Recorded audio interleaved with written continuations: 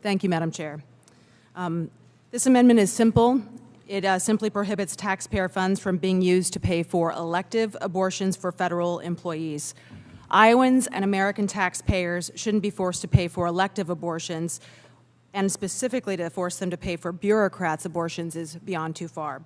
And yet that's what the underlying bill does by not including the rider. So I know nobody in this room wants to misuse our judicious taxpayer dollars, and that's not why we're all here.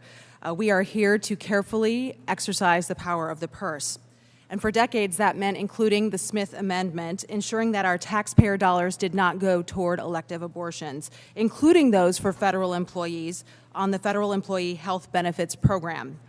The Smith Amendment has prohibited elective abortion funding for federal employees since 1983, the year I was born, 38 years ago. The ban includes exceptions for instances of rape, incest, or life of the mother. Now, I want to be clear here, there is no reason for a federal bureaucrat's health plan to include it on the backs of hardworking Americans. Taxpayers pay the salaries of federal employees and about 75% of their benefit premiums.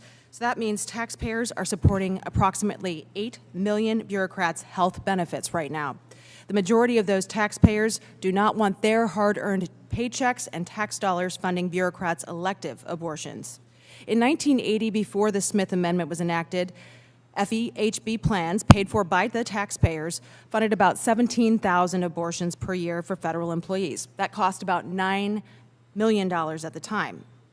Obviously, we've come a long way since then, time-wise, so let me say that again, without this amendment, taxpayers pay for about 17,000 bureaucrats' abortions each year at a cost of at least $9 million, and that's not even accounting for the inflation since 1980, or how massively our federal government has grown. As we heard today, plans to add about 50,000 new federal employees, so you can imagine the cost there.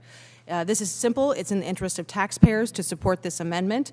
So I ask you in joining me in reinstating this basic taxpayer protection, voting yes on Hinson Amendment number 1. Thank you, Madam Chair. I yield back.